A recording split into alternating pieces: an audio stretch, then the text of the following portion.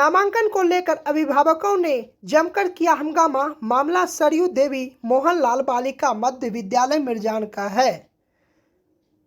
भागलपुर जिले के सरयू देवी मोहनलाल बालिका मध्य विद्यालय मिर्जान में छठी कक्षा में नामांकन को लेकर बच्चों एवं अभिभावकों ने किया हंगामा। वार्ड नंबर 40 के विद्यार्थियों एवं उनके परिजनों ने विद्यालय प्रशासन पर आरोप लगाते हुए कहा कि विद्यालय प्रशासन को लेकर हम लोगों के भी बच्चे का यहाँ पर नामांकन नहीं लिया जा रहा है, और जबकि इस क्षेत्र में बालिका विद्यालय एक ही है और जहाँ अच्छी पढ़ाई होती है। और वहीं अभिभावक ने कहा कि मेरी 2 लड़कियां पहले भी यहाँ पढ़ाई कर चुकी है जिसका रिजल्ट अच्छा है, और मैं जब अपने तीसरे बच्ची का नामांकन के लिए आया तो विद्यालय के सहायक और प्रधानाचार्य ने एडमिशन लेने से मना कर दिया और साफ शब्दों में कहा कि दूसरे वार्ड का बच्चों का मैं अभी नामांकन यहाँ नहीं ले सकती हूँ। वही विद्यालय प्रशासन का कहना हुआ कि हम लोग और बच्चों का एडमिशन पोषक क्षेत्र के आधार पर लगे और लेंगे, और जब सीट खाली बच जाएगा तब हम उधर के बच्चों का नामांकन ले सकते हैं, जिसको लेकर विद्यालय प्रशासन एवं बच्चे एवं और अभिभावक आपस में घंटों और उलझते दिखे। यहाँ बच्चे सबको लेके आए हैं अपने लड़की लोग को लिखाने के लिए नाम सरजू देवी में। आज यहाँ बोलती है कि नहीं लेंगे अपने क्षेत्र। क्या चीज में नाम लिखाने के लिए? कौन क्लास में? 6 में। अच्छा, और 8 में। कितना बच्चा आपका पहले भी यहाँ पढ़ा है क्या? पहले भी 4 बच्चा पढ़ा है मेरा यहाँ। अच्छा। फिर दूसरा बच्चा ही बोले हम यही पढ़ेंगे, अच्छा पढ़ाया वहाँ अच्छा पढ़ाई नहीं है। एक तो मैडम है नहीं पढ़ी और ये नहीं है टीचर नहीं है तो नहीं लेती है, यही लेके आए अपने क्षेत्र के लड़की को लेंगे, मुसलमान की लड़की को नहीं लेंगे। ऐसा कौन बोले कि मुसलमान को लड़की को नहीं लेंगे? मैडम लोग बोलती है नहीं लेंगे मुस्लिम की लड़की को। 2 साल से आती है बच्ची लोग, मैं वही बोलती है कि नहीं अभी नहीं हो रहा एडमिशन, बाद में लेंगे बाद में। तुम्हारा ये क्षेत्र नहीं पढ़ा, नहीं लेंगे उस क्षेत्र के लड़के को। आपका क्या नाम हुआ? बीबी रसीदा। घर हुसैनाबाद बंधु मोदी। ठीक। कांग्रेस ही चलाएगी जय भारत सत्याग्रह आंदोलन। गांव-गांव और प्रखंड में किया जाएगा प्रधानमंत्री मोदी के खिलाफ प्रदर्शन। भागलपुर में प्रदेश कांग्रेस अप्रैल महीने में जय भारत सत्याग्रह आंदोलन चलाएगी और राहुल गांधी की सदस्यता समाप्त करने, प्रधानमंत्री के साथ अदानी और अंबानी के रिश्ते पर सदन में विपक्ष को नहीं बोलने देने और प्रधानमंत्री के तानाशाही रवैये के खिलाफ राज्य के सभी जिलों व प्रखंडों में प्रदर्शन किया जाएगा। और कार्यक्रम की सफलता को लेकर आज कांग्रेस के प्रदेश प्रभारी राजकिशोर सिंह भागलपुर पहुंचे और उन्हें कांग्रेसियों ने अंग वस्त्र व पुष्प गुच्छ देकर स्वागत किया। वहीं भागलपुर इकाई के कांग्रेस के जिलाध्यक्ष परवेश जमाल ने कहा, प्रधानमंत्री मोदी के निरंकुश नीति में विपक्ष के लोगों को प्रताड़ित करना यह अब बर्दाश्त नहीं होगा और इसको लेकर गांव-गांव और जन-जन तक लोगों को जागरूक किया जाएगा और गीत संगीत व नुक्कड़ नाटक के जरिए लोगों को मोदी जी के निरंकुश और नीति को बताने का काम करेगी। कार्यक्रम के दौरान दर्जनों कांग्रेसी कार्यकर्ता मौजूद थे। आज प्रदेश से जो है प्रभारी महोदय राजकिशोर सिंह जी जो है पधार रहे हैं और उद्देश्य ये है कि मोदी जी का निरंकुश जो है जो स्थिति है, जो विपक्ष के लोग हैं उनको प्रताड़ित करना है, गरीबों को जो है कुचलना है, गरीबों के पैसे से जो है अडानी अंबानी को मदद करना है, जो त्राहिमाम मची हुई है इसको गांव-गांव तक पहुंचाना है। और इसी क्रम में प्रभारी महोदय आ रहे हैं जो इस भारत जो है यात्रा हम लोग की जो है निकली थी और आज जो है हम भारत जो है सत्याग्रह के नाम पर जो है एक ये जो है कार्यक्रम चला रहे हैं, जहां हम लोग जो है कांग्रेस को जो है के नीति से जो है अवगत कराएंगे लोगों को। और मोदी जी के जो है दुरपचार जो हो रहा है, जो गलत नीति हो रहा है, जो है ये कर रहे हैं, मोदी जी जो है गलत काम कर रहे हैं, उसका भंडा फोड़ना है। तमाम जो है गांव देहात में जाकर के जो है चौक चौराहे पर देहातों में जाकर के जो है खेत खलियान में जाकर जो है हर बूथ बूथ पर जाके जो है इसके बाद ये प्रोग्राम हम लोग का चलता रहेगा। नगर आयुक्त के खिलाफ मेयर व पार्षदों ने खोला मोर्चा। एक तरफ नगर आयुक्त के दिख रहे हैं तीखे तेवर, वहीं दूसरी ओर मेयर ने आक्रोश किया जाहिर। भागलपुर के शहर के नगर आयुक्त योगेश सागर और भागलपुर की मेयर डॉक्टर वसुंधरा लाल में जंग छिड़ गई है। दोनों में अंदरूनी महासंग्राम शुरू हो गया है। इस जंग में पूर्ण रूपेण भागलपुर की जनता को कई परेशानियों का सामना करना पड़ सकता है। और एक तरफ नगर आयुक्त योगेश सागर अपने नियमों पर अड़े हैं और तो दूसरी ओर भागलपुर की मेयर नगर आयुक्त से काफ़ी खपा दिख रही है। और इसको लेकर भागलपुर के मेयर डॉक्टर वसुंधरा लाल ने आज एक प्रेस कॉन्फ्रेंस का आयोजन किया, जिसमें उसकी नाराजगी साफ तौर पर देखी जा रही थी और अपने प्रेस वार्ता में कई बातों का खुलासा किया। और उनका कहना था कि नगर आयुक्त किसी भी फैसले को खुद लेते हैं और मेयर, उपमेयर या पार्षदों को भी बताने की थोड़ी भी जरूरत नहीं समझते हैं, जिसके चलते निगम में सिर्फ घोटाले हो रहे हैं। और ना ही टेंडर लाने की बात मेरे से नगर आयुक्त ने किया और ना ही टेंडर समाप्त और होने की बात कही। और मेयर ने नगर आयुक्त पर तीखा प्रहार करते हुए कहा कि सोल्डिंग और वेस्ट मैनेजमेंट के तहत पूरे शहर में बारकोड के तहत मोबाइल से कूड़ा उठाने को लेकर एक योजना बनाई गई है, जिसका टेंडर नगर आयुक्त ने बिना हम लोगों से के जानकारी दी है कि खुद से कर लिया।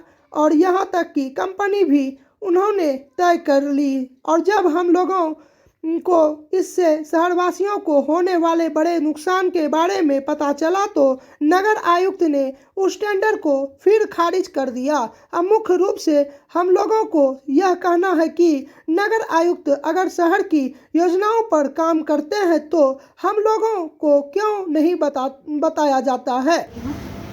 मुझे मेयर बने हुए अभी 3 महीने हो गए हैं और बहुत भरोसा करके मुझे यहाँ लाया गया है।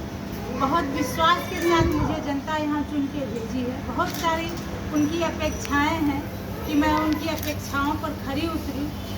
उसी के तहत मैं काम भी करती हूँ, अपने कर्तव्य निष्ठा से निभा रही हूँ। उसी के तहत मुझे कुछ खामियां नज़र आई तो मैं उसके लिए ये प्रेस कॉन्फ्रेंस बुलाई हूँ, ताकि हमारे पब्लिक को, हमारे जनता को ये पता चले कि जो भी खामियां हैं वो हम लोग के नज़र से होते हुए गुजरे, ताकि हम लोग जितने भी हमारे पार्षद हैं और मैं हूँ उसको सही समय पे सही जो सलाह हो मैं दे सकूँ, ताकि किसी तरह की विसंगतियाँ नहीं हो और हमारा जो निगम है वो सही से चले और निगम का पैसा बेवजह जाया नहीं जाए। वो पब्लिक के बहुत मेहनत का पैसा है, वो पब्लिक के इंटरेस्ट में खर्चा है।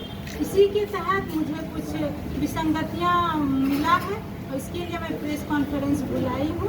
एक सॉलिड वेस्ट मैनेजमेंट का टेंडर निकला था जो हम लोगों के किसी पार्षद के भी नज़र में नहीं था और ना ही मेरे नज़र में था। तो मुझे जब ये पता चला तो मैं उसकी पूरी तहकीकात की और उसका मैं पूरा पेपर निकलवाई तो उसमें कई तरह की खामियां थी। सबसे पहला बात तो उसमें ये था कि जिस चीज़ के लिए टेंडर निकाला गया था सेम टेंडर पटना, जो हमारे भागलपुर से आबादी में भी ज़्यादा है, क्षेत्रफल में भी ज़्यादा है, और वहाँ का टेंडर 13.5 करोड़ था और हमारे भागलपुर का टेंडर 15 करोड़ का था। तो यहीं से विसंगतियाँ स्टार्ट हुई और मैं फिर से और तहकीकात जब पढ़ना शुरू की तो उसमें और बहुत सारी खामियां थी। जैसे कि वो कुछ अर्नेस्ट मनी डिपॉजिट करना पड़ता है जो भी टेंडर वाली कंपनियां होती हैं, जो भी बार्डर होती हैं, तो उनका जो वैल्यू होता है वो नियम है कि 2 से 5%। तो 15 करोड़ का 2 से 5% लगभग 31 से 72 लाख रुपया होता है, लेकिन उसको करीबन उन्होंने 2 लाख रुपया रखा। तो इसका मतलब है कि किसी न किसी कंपनियों को वो जो लोअर ग्रेड की कंपनी है उनको फेवर हो रहा है। तीसरी बात जो हमको खामियां इसमें नज़र आई कि आपने जो पैसे इनको देंगे कैपेक्स अमाउंट और ओपेक्स अमाउंट, कैपेक्स अमाउंट में 40% ये रिलीज करेंगे। 40% रिलीज का मतलब होगा ये 40% पैसे केवल पेपर वर्क में देंगे कि आपने ये लगाना है, आपको बारकोड लगाना है, आपको मोबाइल देनी है, आपका ये ऐप है, इन सब के लिए उन्होंने 40% पैसे रिलीज करेंगे। मतलब 15 करोड़ के वो 40% रिलीज करेंगे एट ए शॉट। इसका मतलब है कि इससे यहाँ पर बहुत डिफॉल्ट है। दूसरी बात 40% पैसा रिलीज होगा जब वो सामान आएगा, मतलब इंस्टॉल नहीं हुआ है, जब वो सामान खरीद के आएगा तब वो 40% पैसे वो तुरंत रिलीज कर देंगे। इसमें भी विसंगति नज़र आ रहा है। और जो रेस्ट 20% का अमाउंट है जब वो इंस्टॉल हो जाएगा, जैसे कि घर घर बारकोड लग जाएगा, मोबाइल सबके पास चला जाएगा ताकि वो QR कोड से उसको स्कैन कर सके, तो उसके लिए 20% पैसे रखे जाएंगे। प्लस उसमें 3 साल का टेंडर है और 2 साल ऑपरेशन एंड मेंटेनेंस के लिए रखा है। तो 2 साल जो ऑपरेशन एंड मेंटेनेंस के लिए रखा है उसमें कुछ ऐसा चीज़ नहीं है कि उसका मेंटेनेंस अच्छे से हो। मोबाइल का मेंटेनेंस, QR कोड का मेंटेनेंस बहुत बड़ी बात नहीं होती है। उसके लिए उन्होंने 7 मेंबर्स को रखा है और वो 2 साल के लिए रखा है, और पर मेंबर उन्होंने 2.9 मतलब कि 2,90,000 पर मंथ एक आदमी को वो देंगे 2 साल तक, 7 मेंबर्स केवल ऑपरेशन एंड मेंटेनेंस के लिए। ऑपरेशन एंड मेंटेनेंस में बहुत बड़ी चीज़ें है भी नहीं, केवल आपको जो IT का जो पार्ट होता है QR कोड को मेंटेन करना है, मोबाइल का मेंटेन करना है, और उसके लिए केवल वो IT में बैठेंगे और बैठे बैठे उनको ये पैसा रिलीज होगा। तो इन सारी विसंगतियों को देखते हुए मैंने नगर आयुक्त से आग्रह किया कि इसको तत्काल कैंसिल किया जाए, रद्द किया जाए। कल स्टैंडिंग कमेटी में हमने ये मुद्दा उठाया था, उन्होंने उस समय तो इस पर कुछ नहीं बोले, उन्होंने बस बोला कि आपको मुझे जो भी इसमें खामियां हैं तो लिख करके देना चाहिए और पहले से पता होनी चाहिए। मैं लिख करके उनको कैसे देती, क्योंकि मुझे तो कुछ वो बताए ही नहीं थे, मेरी जानकारी में कुछ था ही नहीं उनके द्वारा, तो मैं लिख करके उनको नहीं दे पाई। तो उन्होंने रात में इस टेंडर को कैंसिल कर दिया है, जैसा कि मुझे पता चला है। और आगे मैं क्या बताऊँ, मैं बहुत सारी बातें वहाँ पर रखी कल मीटिंग में कि जो भी फाइलें हैं वित्तीय निकासी हो वो मुझसे होते हुए गुजरे, मेयर से स्वीकृति लेते हुए वो गुजरे, उस पर उन्होंने एक शब्द नहीं बोला। उन्होंने बोला कि ये हमें विकास से मंत्रालय से वो समझूंगा, वहाँ से कोई गाइडलाइन आएगा तभी मैं बताऊँगी। मैं पूछना चाहती हूँ कि वो जो गाइडलाइन लेंगी, क्या मेयर का कोई उसमें रोल नहीं है? मेयर को जानने का अधिकार नहीं है कि ये पैसे कहाँ जा रहे हैं? ये जो विसंगतियाँ हमने पाई तो ये तो पहले दूर हो जाता जब मेरे से होकर के ये फाइल जाती, या टेंडर मेरे से होकर के गुजरता, तो ये विसंगति रहती ही नहीं और इतनी बातें आती ही नहीं। तो पब्लिक के इंटरेस्ट में मुझे ये सब करना पड़ा।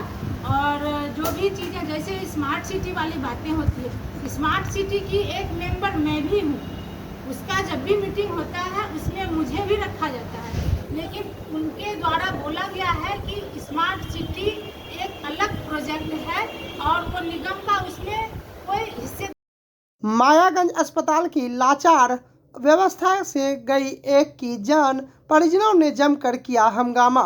भागलपुर स्थित जवाहरलाल नेहरू चिकित्सा महाविद्यालय अस्पताल में लाचार व्यवस्था को लेकर एक मरीज की जान चले गई और मरीज की स्थिति काफ़ी नाजुक थी, और फिर भी उसे लाइन में घंटों लगकर पहले रसीद कटाना पड़ा और उसके बाद घंटों एक विभाग से दूसरे विभाग सर के चक्कर लगाना पड़ा और इस तरह करते करते 3 घंटे बीत गए और मरीज दम तोड़ दिया। वहीं इस घटना के बाद परिजनों ने घंटों मायागंज अस्पताल में बवाल मचाना शुरू कर दिया।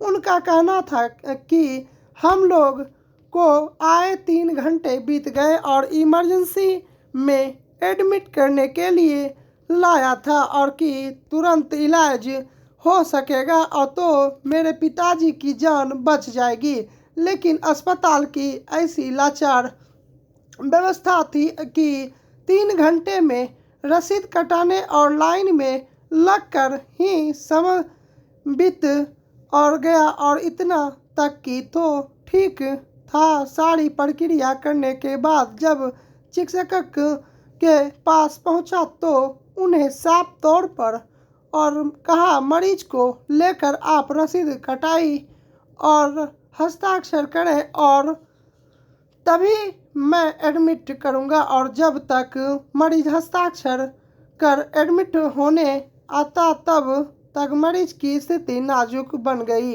और वहीं दम तोड़ दिया।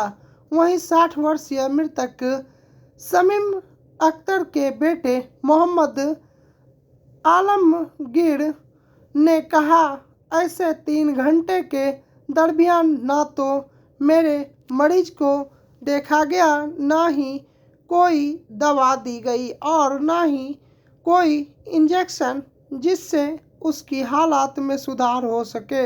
ऐसी लाचार व्यवस्था के चलते मेरे पिताजी की जान चली गई। अब मैं अस्पताल प्रबंधक पर केस दायर करूंगा और मुझे मेरे पिताजी के मृत्यु का इंसाफ चाहिए। पहले मैं गया वहाँ पे हॉस्पिटल अंदर गया तो बोला कि क्या परेशानी है। मैं बताया उसका हाइड्रोसिल फिला हुआ है और उसका पैर सूजन है और हफ्सी आ रहा है। तो बोला कि कम करो, इतना रोगी है तो उसको उसमें इमरजेंसी में लेके जाओ। उस इमरजेंसी में मैं लेके गया तो बोला क्या जानते हो कि नहीं वो वहाँ पे होगा, यानी 3 चक्कर वो लगाया। फिर बोला कि 1 नंबर पे जाओ और वहाँ से वो लेके देगा रसीद काट के तब हम भर्ती करेंगे। फिर गया वहाँ चिट्ठा लेके गया वहाँ पे 1 नंबर पे। फिर उसने देखा बोला कि जाओ इमरजेंसी में ले लेगा। फिर उसको दिखाया तो बोला नहीं रोगी को लेके जाओ वहाँ 1 नंबर पे, रोगी के लेके जाओ 1 नंबर पे, वो लिख के देगा तब हम लोग भर्ती करेंगे। फिर वो दोबारा वहाँ से लेके गया, मैं वहाँ अंदर किसी तरह से मजबूरी हो के उठा के कैसे भी वहाँ लेके गया। वहाँ से जब आया तो मर गया और 3 घंटा हो गया, 3 घंटा 9 बजे का आया हुआ हूँ, लेकिन ये लोग 9 बजे से भर्ती नहीं लिया। जब तक ये करो वो करो वो करो, परेशान हो गया। मैं कहा कि अगर नहीं लेना है भर्ती तो बोलो कि नहीं लेंगे भर्ती, हम लोग घर चले जाएंगे। लेकिन बोला तुम चिल्ला के मत बोलो, जाओ वहाँ पे, वहाँ जाओ और करके लाओ। तो ज़बरदस्ती उसको उठा के ले गए हम। लगता है अस्पताल की लापरवाही है। हाँ, अस्पताल के बहुत लापरवाही है। जब मैं आया थी कोई डॉक्टर नहीं देखा, सिर्फ यही बोला कि वहाँ जाओ वो करवा के लाओ। अगर 3 घंटे के 12 बजे से 9 बजे से आया वो 12 बजे बज गया, लेकिन ये लोग एक सुई भी नहीं डाला हमारा। गुस्सा के कौन बोल रहे थे? कर्मी यहाँ के बोल रहे थे? हाँ, कर्मी बोल रहे थे और जो ट्रॉली चला रहा है वो बोल रहे थे। वो गार्ड है आगे में खड़ा हुआ कि तुम जाओ वहाँ पे। वो डॉक्टर है क्या है, हम अनपढ़ है, हमें पढ़ा हुआ नहीं है कि वो क्या है। लेकिन वो गुस्सा के बोला। मृतक का क्या नाम है? समीम अख्तर। आपका क्या नाम है? आलमगीर, मोहम्मद आलमगीर। समीम अख्तर का कितना एज हो रहा है? वो उसका लगभग जो ना 60 करीब फुट गया होगा। 60 तो नहीं है लेकिन करीबन। कहाँ से आए हैं? हम लोग हम तारपुर से आए हैं, बांका जिला तारपुर। आप उनके कौन हैं? आप कौन है उनके? मैं बड़ा लड़का उसका हूँ। सीटेट और बीटेट में उत्तीर्ण अभ्यर्थियों ने निकाला कैंडल मार्च, नीतीश सरकार के खिलाफ जताया विरोध। भागलपुर में सीटीईटी बीटीईटी में उत्तीर्ण अभ्यर्थियों ने कैंडल मार्च निकालकर नीतीश सरकार के खिलाफ विरोध जताया है। दरअसल ये 7वें चरण शिक्षक बहाली की मांग को लेकर भागलपुर समेत बिहार भर में 3 लाख से अधिक शिक्षक अभ्यर्थी लगातार अपनी मांगों को लेकर प्रदर्शनरत है और इसी कड़ी में आज भागलपुर के सैंडिस कंपाउंड मैदान में दर्जनों शिक्षक अभ्यर्थियों और ने शांतिपूर्ण तरीके से कैंडल मार्च निकालकर सरकार से स्पष्ट शब्दों में कहा यदि सरकार 2023 के अंत तक बिहार के सरकारी और विद्यालयों में शिक्षकों की नियुक्ति नहीं करती है तो 2024 और 2025 में न ही नीतीश को प्रधानमंत्री और न ही तेजस्वी यादव को और मुख्यमंत्री बने देंगे और साथ ही आगामी चुनाव में वोट बहिष्कार करने की भी बात कही। बिहार सरकार की नाराजगी है, हम लोगों को नाराजगी है बिहार सरकार से। हम लोगों का 7वां चरण का जो विज्ञप्ति है वो जारी नहीं कर रहा है। हम लोग को सिर्फ यही मांग है कि 7वां चरण में जो है हम लोगों को विज्ञप्ति जारी करें और हम शिक्षक बनना चाहते हैं और बिहार के जो शिक्षा व्यवस्था उसको सुधारना। कितने महीनों से आप लोग प्रयासरत हैं? हम लोग सब 3 साल से हम लोग प्रयासरत हैं कि हम लोगों को सड़कों पर लगातार उतर रहे हैं। जी, आज क्या किए हैं आप लोग? आज हम लोग शांतिपूर्ण तरीके से कैंडल मार्च कर रहे हैं, जिसमें हम लोगों का सरकार से ये मांग है कि सरकार हमें 7वां चरण का जो है विज्ञप्ति दे और हम लोगों को शिक्षक बनाए। क्या नाम है?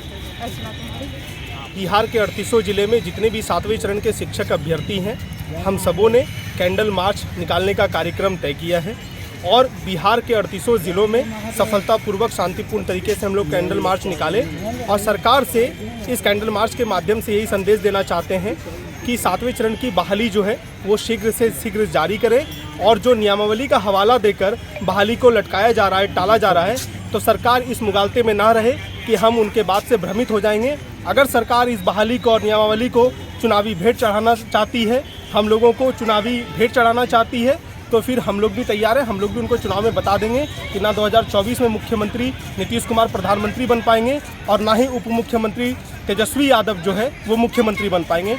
आप कुछ भी करिए, लेकिन बिहार के जो नौजवान हैं, जो शिक्षक अभ्यर्थी हैं, उनके भविष्य के साथ खेलिएगा, तो फिर हम लोग भी आपके लिए राजनीतिक हालात और परिस्थिति को बिल्कुल आपके विपरीत खड़ा कर देंगे। क्या लगता है क्या कारण है, क्यों नहीं किया? कारण कुछ नहीं है, बस ये चाचा भतीजा की सरकार कुर्सी के खेल में अपने पार्टी को मजबूत करने के लिए विधानसभा में, लोकसभा में ज़्यादा से ज़्यादा वोट पाने के लिए जो है हमारे शिक्षक बहाली को चुनावी भेंट चढ़ाना चाहती है और कोई दूसरा विषय नहीं। कितने शिक्षक हैं आप लोग जो आज? हम लोग बिहार में 3.5 लाख से भी ज़्यादा शिक्षक अभ्यर्थी हैं जो कि आंदोलनरत हैं पिछले 4 साल से, क्योंकि बिहार में 3.5 लाख से ज़्यादा शिक्षकों का पद रिक्त है। लेकिन जब शिक्षा मंत्री से कोई सवाल करने जाता है तो वो कहते हैं कि 2 करोड़ वाले से रोजगार मांगो। अब शिक्षा मंत्री कैसे हैं आप सोचिए, बिहार में शिक्षकों का पद खाली है, 2 करोड़ वाले रोजगार केंद्र सरकार देंगे, यहाँ पर शिक्षक बहाली केंद्र सरकार करने का काम करेगी। भागलपुर में कितने अभ्यर्थी ऐसे हैं जो? भागलपुर में कम से कम यहाँ पर 5 से 6 हज़ार अभ्यर्थी हैं यहाँ पर और हम सभी यहाँ पर लगातार आंदोलनरत हैं। क्या नाम है? मानस कुमार सिंह, जिलाध्यक्ष भागलपुर। किशनपुर नानी घर आया किशोर हुआ लापता, पिता ने थाने में दर्ज कराई गुमशुदगी की रिपोर्ट। बीते 31 मार्च से मधुसूदनपुर थाना क्षेत्र के किशनपुर गांव से एक ननिहाल में रह रहे किशोर सूरज कुमार 15 वर्षीय कहीं लापता हो गया है। इस बाबत पीड़ित पिता बांका जिले रजौन थाना क्षेत्र के संझा ग्राम निवासी बबलू यादव ने बेटे के गुमशुदगी की रिपोर्ट मधुसूदनपुर थाने में दर्ज कराई है। दिए आवेदन में लिखा है कि उनका पुत्र सूरज कुमार बिना घर में किसी को कुछ बताए कहीं गुमशुदा हो गया है। काफ़ी खोजबीन किया लेकिन उसका कोई पता नहीं चल रहा है। पुत्र के सुरक्षित बरामदगी के लिए उन्होंने थाने में रिपोर्ट दर्ज कराया है। मामले पर मधुसूदनपुर थाना के प्रभारी थानाध्यक्ष आदर्श कुंदन ने बताया कि लिखित शिकायत मिलने पर जल्द बच्चे को ढूंढने का प्रयास किया जाएगा।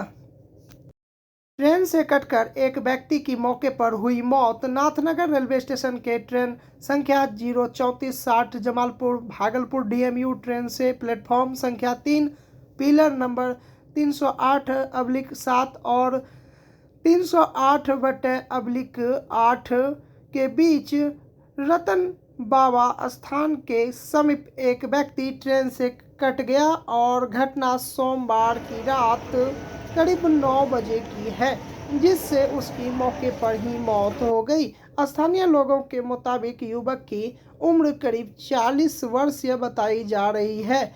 स्थानीय लोगों के मुताबिक मृतक ठेला पर केला बेचा करता था। उसकी पहचान मधेपुरा निवासी राजेश कुमार बताई जा रही है।